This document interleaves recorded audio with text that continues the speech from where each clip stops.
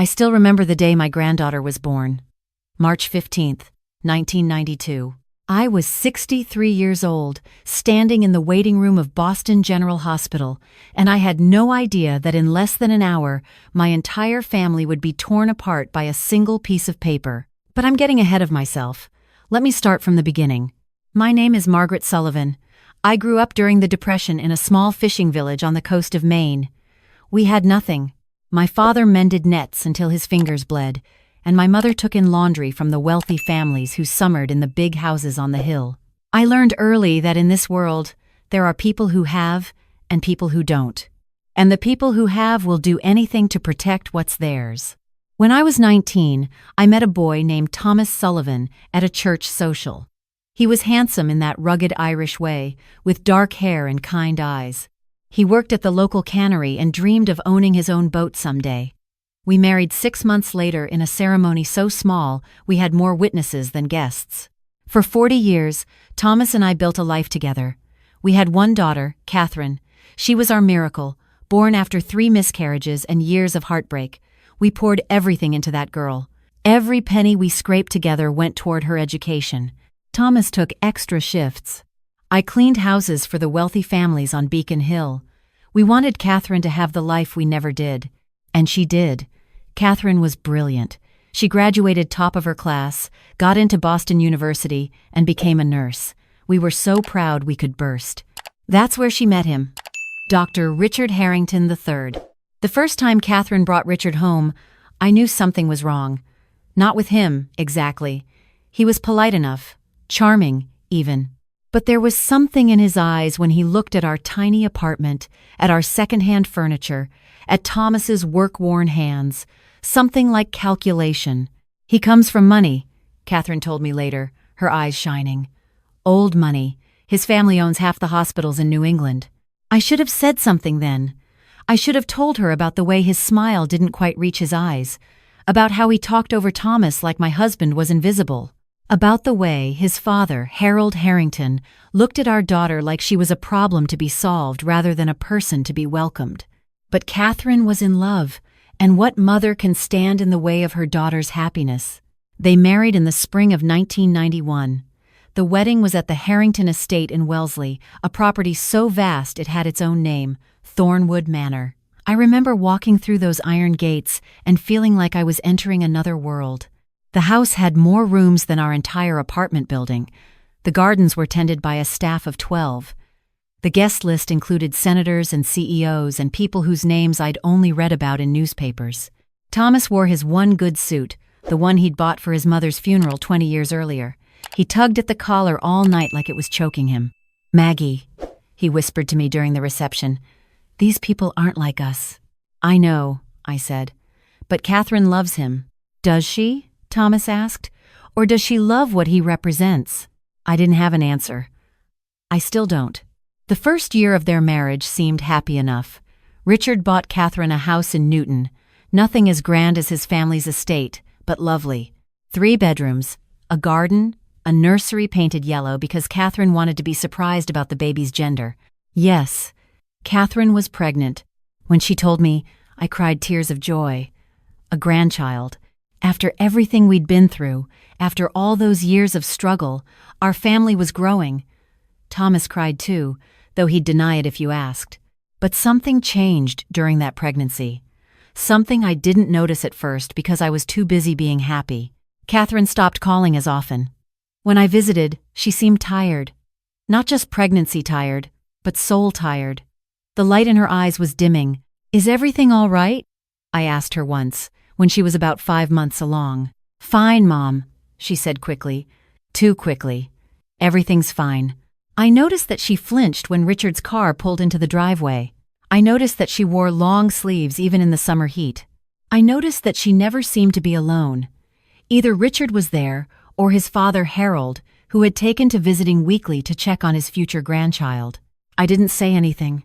God help me, I didn't say anything. Looking back now, I can see all the signs I missed.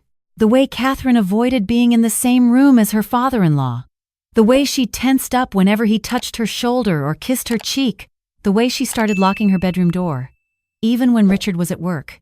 I was so focused on the joy of the coming baby that I missed my daughter's silent screams. The night it happened, Catherine called me at 2 in the morning. Her voice was barely a whisper. "Mom, I need to tell you something." "What is it, sweetheart?" "What's wrong?" Silence. Then, so quiet I almost missed it. "I can't. Not on the phone. Can you come over tomorrow? But don't tell anyone. Please, Mom, don't tell anyone." I agreed. I didn't sleep that night. I lay awake next to Thomas, staring at the ceiling, trying to convince myself that everything was fine. The next morning, I drove to Newton. Catherine answered the door looking like she hadn't slept either. Her eyes were red, her hands were shaking. "Where's Richard?" I asked. "At work. We have an hour." She led me to the nursery, the one with the yellow walls. She sat down in the rocking chair, the one I'd given her as a baby shower gift, and she started to cry. "Mom, I did something terrible." My blood ran cold. "What do you mean?" 3 months ago. Before I knew I was pregnant, Harold came over when Richard was at the hospital. He said he wanted to discuss the baby shower. She was trembling so hard the rocking chair creaked. He brought wine, said we should celebrate. I told him I shouldn't drink, but he insisted. "Just 1 glass," he said. 1 glass wouldn't hurt. I was only a few weeks along. I felt my chest tighten. "I don't remember what happened next," Catherine whispered. "I woke up in my bed the next morning. My clothes were wrong, and I knew. I knew something had happened, but I couldn't remember. I couldn't speak. I couldn't breathe. I told myself I was imagining things. I told myself it was a nightmare. I pushed it down so deep I almost forgot. But then the baby started growing, and I started counting the weeks. And Mom, I realized something." She looked up at me with haunted eyes. "The timing doesn't work. I was already 8 weeks pregnant when Richard and I when we were together. He'd been traveling for work. He'd been gone for almost 2 months. And then Harold came over with that wine." I sank to my knees beside her. "Are you saying—" "I don't know," she sobbed. "I don't know whose baby this is. It might be Richard's from before he left. The dates are so close. But what if it's not? What if Harold— what if he—" She couldn't finish the sentence. She didn't need to. In that moment, I understood why my daughter had been fading. The weight she'd been carrying alone. The horror of suspecting something so monstrous but having no proof. The fear of what would happen if she spoke up. Who would believe her? The daughter-in-law from the wrong side of the tracks, accusing the patriarch of the Harrington family. She'd be destroyed. "We need to tell someone," I said. "The police." "Richard." "No." Catherine grabbed my hands. "Please, Mom. If I'm wrong, if the baby is Richard's, then I'll have destroyed everything for nothing. Harold will deny it. He'll say I'm crazy, that I made it up because I'm ashamed of something I did. And Richard, he worships his father. He'll never believe me. Then what do we do?" Catherine's jaw set with a determination I hadn't seen since she was a little girl, refusing to let the neighborhood bullies push her around. "We wait. We wait until the baby is born. And then we get a DNA test. If the baby is Richard's, I'll never speak of this again. But if it's not—" She didn't finish. She didn't need to. I agreed to keep her secret. What else could I do? I was her mother. I would protect her, even if it meant carrying this burden alongside her. The next 4 months were agony. Every time I saw Harold at a family gathering, I wanted to claw his eyes out. Every time he put his hand on Catherine's belly and cooed about his grandchild, I wanted to scream the truth to the heavens. But I stayed silent. For Catherine, Thomas noticed something was wrong. He always could read me like a book. "Maggie," he said one night, "whatever it is, you can tell me." "I can't," I said. "Not yet, but I promise you'll understand someday." He trusted me. After 40 years, he trusted me. March 15th arrived with a late winter storm. Thomas and I got the call at midnight. Catherine was in labor. We rushed to Boston General, the hospital where Richard worked, where Harold sat on the board of directors. The irony wasn't lost on me. The labor was difficult. 18 hours of contractions. Catherine screamed my name more than once, and I held her hand through every moment, whispering encouragements, silently praying. Finally, at 6:47 in the evening, my granddaughter entered the world. She was beautiful, 7 pounds, 6 ounces, with a shock of dark hair and the loudest cry I'd ever heard. The nurses cleaned her up and placed her in Catherine's arms. And for one perfect moment, nothing else mattered. Then Richard burst into the room. I'll never forget his face. He looked at his daughter for maybe 3 seconds before his expression twisted into something ugly. "Let me see her." Catherine held the baby closer. "Richard, what's wrong?" I said, "Let me see her." He grabbed the baby from Catherine's arms, ignoring her cry of protest. He stared at the infant's face, at her dark hair, at her features. "She doesn't look like me." "Richard, she was just born." "I'm not stupid, Catherine." His voice was rising. "I can count. I was gone for 2 months before you got pregnant. I ran the numbers. I talked to my father." My heart stopped. Harold. Harold had talked to Richard. But why would he? "Your father?" Catherine's voice was barely a whisper. "He told me you were acting strange, secretive. He said he saw a man leaving our house one afternoon when I was at work. The lie. The calculated, monstrous lie." Harold had built his defense before Catherine could even mount an accusation. He'd poisoned his own son against her, made himself the concerned father-in-law who'd caught his daughter-in-law's infidelity. "That's not true," Catherine said. "Richard, I've never." "Then you won't mind a DNA test." The room went silent. Even the baby stopped crying, as if she sensed the danger. "Fine," Catherine said. Her voice was steady now. "Calm. Get the test." Richard blinked. He'd expected her to refuse. Her agreement threw him off balance. "Fine. I will. And when it proves what I already know, you're finished.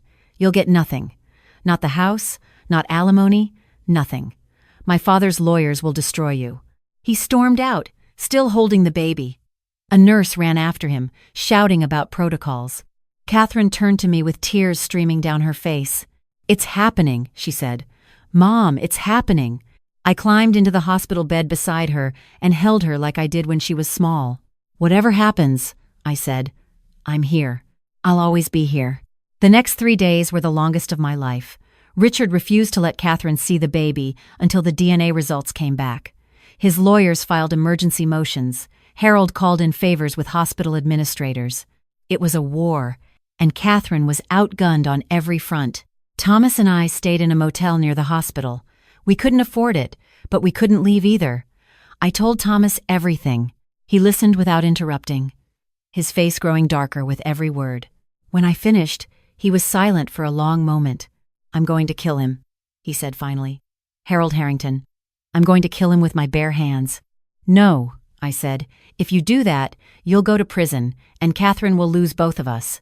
We have to be smart. We have to let the truth come out on its own. And if it doesn't, if the baby is Richard's after all, then we never speak of this again." "But Thomas," I looked into my daughter's eyes. She wasn't lying. She doesn't remember what happened because she was drugged. But she knows. A mother knows. On the 4th day, Richard called a family meeting. He wanted everyone present when the results were announced. His mother, Vivian, who had always been cold to Catherine but had never been outright cruel. His sister, Elizabeth, who looked like she'd rather be anywhere else. And Harold, who sat in the corner of the hospital conference room with a satisfied smirk on his face. I wanted to wipe that smirk off with my fist. The geneticist who'd performed the test was a nervous young man named Dr. Patterson. He kept shuffling his papers and avoiding eye contact. "Well?" Richard demanded. "Is she mine or not?" Dr. Patterson cleared his throat. "The results are, well, they're conclusive." "Then say it." "The infant is not your biological daughter, Mr. Harrington." Richard's face contorted with triumph. "I knew it. I knew you were a lying. However," Dr. Patterson continued, louder now, "there's more." Richard stopped mid-sentence. "Standard procedure in contested paternity cases is to test all available family members to rule out all possibilities." Dr. Patterson's hands were shaking. "We tested you, Mr. Harrington. We also tested your father." The room went very still. Harold's smirk faltered. "The infant shares 50% of her DNA with Harold Harrington Sr., Dr. Patterson said. "The child is his daughter." Silence. Complete, absolute silence. Then Vivian screamed. It wasn't a scream of grief or shock. It was a scream of recognition, of pieces falling into place, of suddenly understanding things that had never quite made sense. "You bastard," she hissed at her husband. "You sick, twisted bastard. It was you. It was always you." Harold stood up, his face pale. "Now, Vivian, let's not jump to conclusions." "Conclusions?" Vivian's voice rose to a shriek. "The DNA doesn't lie, Harold. You violated our son's wife, your own daughter-in-law, and then you blamed her for it. You told Richard she was cheating. You were covering your tracks." Harold turned to Richard, spreading his hands. "Son, listen to me. This is a mistake, a laboratory error. These tests aren't always accurate." But Richard wasn't looking at his father. He was looking at Catherine. In that moment, I saw something break in my son-in-law. The wall of denial he'd built, the certainty that his father was a good man, the belief that Catherine had betrayed him, it all crumbled. "You drugged her," Richard said slowly. "That's why you told me about the wine. You said she'd had too much to drink when you visited, that you were worried about her, but you gave her that wine. You drugged my wife. Richard, you have to understand." "Understand?" Richard was on his feet now, tears streaming down his face. "You raped my wife. You raped her, and then you made me believe she was a cheater. You made me abandon her when she was giving birth. You made me take the baby away from her." He staggered backward, knocking over a chair. I can't breathe. I can't." He collapsed against the wall, sliding down to the floor. His sister Elizabeth rushed to his side, shooting a look of pure hatred at their father.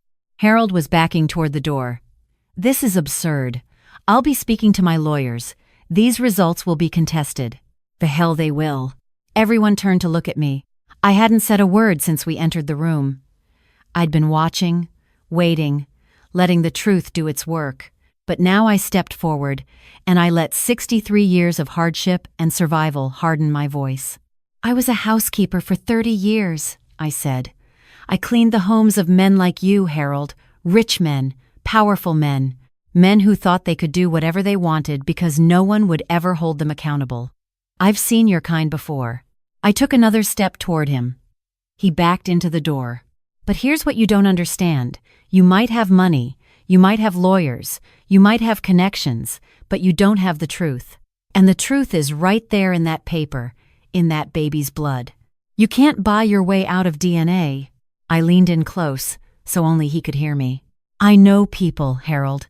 Not powerful people, not rich people, people who clean your offices and serve your food and fix your cars, people who see everything and say nothing, until now.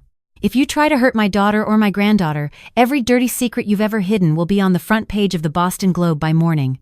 Do you understand me?" He was trembling. This man who had terrorized my daughter, who had violated her and blamed her for it, who had nearly destroyed her marriage and her life, was trembling before a 63-year-old cleaning woman. "Do you understand me?" I repeated. He nodded once, sharply. I stepped back. "Good. Now get out of this hospital before I change my mind about being civilized." Harold left. He didn't even say goodbye to his wife and children. He just fled, like the coward he was. In the weeks that followed, everything changed.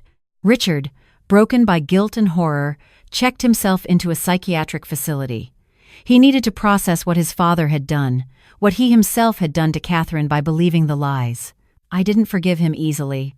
He had abandoned my daughter at her most vulnerable moment, but I also saw that he was as much a victim of Harold's manipulation as she was. Vivian filed for divorce and moved to her family's home in Connecticut. She wrote Catherine a letter of apology that was 12 pages long. Catherine read it 3 times and then burned it in the fireplace. Some wounds can't be healed by words on paper. Elizabeth stayed in touch. She'd always liked Catherine, and now she appointed herself as a kind of bridge between the ruins of the Harrington family and my daughter's new life. Harold faced criminal charges. The investigation revealed that Catherine wasn't his only victim. 3 other women came forward once they saw that someone had finally stood up to him. He was convicted of multiple counts of sexual assault and sentenced to 15 years in prison. He died there, 5 years into his sentence. A heart attack, they said. I don't believe in divine justice, but I'll admit I slept better after hearing that news. And the baby? My granddaughter? Catherine named her Hope. Because that's what she represents, Catherine told me, holding that beautiful baby girl in the hospital room after everyone else had left. Not the horror of how she came to be, not the monster who fathered her, but hope. Hope that we can survive anything. Hope that the truth always comes out. Hope that love is stronger than fear. I cried when she said that. Thomas did too. Catherine raised Hope mostly on her own, though we helped whenever we could. Richard eventually recovered enough to be part of Hope's life, not as a father figure, but as a kind of uncle. He never remarried. He donated most of his inheritance to organizations that help survivors of sexual assault. I think it was his way of trying to make amends for the sins of his father. Hope grew up knowing she was loved. That was all that mattered. She graduated high school with honors, went to college on a full scholarship, became a social worker specializing in helping women escape domestic violence. When she was 25, she tracked down the other women her biological father had hurt and formed a support group that still meets every month. Last year, Hope got married, a lovely ceremony in the same church where Thomas and I were wed all those years ago. Her mother walked her down the aisle. I sat in the front row, 86 years old now, my hands trembling but my heart full. Thomas didn't live to see it. He passed in 2005, holding my hand and whispering that he loved me. But I know he was there at that wedding, watching from somewhere. I could feel him. After the ceremony, Hope came to find me. She was radiant in her white dress, her dark hair swept up with flowers. "Grandma," she said, kneeling beside my wheelchair, "I need to tell you something." "What is it?" "Sweetheart, I know what you did. Mom told me the whole story last year, when I asked about my father. She told me how you kept her secret, how you supported her, how you confronted Harold in that hospital room. She said you were the bravest person she's ever known." I shook my head. "I'm not brave. I'm just a mother." "That's the same thing," Hope said. She took my hands in hers. "I want you to know that everything I am, everything I've accomplished, it started with you. You taught Mom to be strong. Mom taught me. And someday, I'll teach my own children. That's your legacy, Grandma. Not the pain, not the horror, the strength that came after." I couldn't speak. There were no words for what I was feeling. Hope leaned forward and kissed my cheek. "Thank you for fighting for us," she whispered. "Thank you for never giving up. I'm 93 years old now. I've seen more than most people see in 3 lifetimes. I've known poverty and loss and unspeakable cruelty. But I've also known love. I've known family. I've known the fierce, protective power that rises up in you when someone threatens the people you love. If you're listening to this story and you're going through something similar, if you're carrying a secret that's eating you alive, if someone has hurt you and made you believe it was your fault, I want you to know something. It's not your fault. It was never your fault. And the truth always, always comes out. You can be knocked down. You can be humiliated. You can be silenced and disbelieved and made to feel like you're nothing. But as long as you have one person who believes in you, one person who will stand beside you when the world turns its back, you can survive anything. My daughter survived. My granddaughter thrived. And I lived long enough to see it all. That's not a tragedy. That's a triumph. My name is Margaret Sullivan. I was a cleaning woman for 30 years, a wife for 52, a mother for 74, and a grandmother for 31. I've never been rich. I've never been powerful. I've never been anything special. But I loved my family with everything I had. And in the end, that was enough.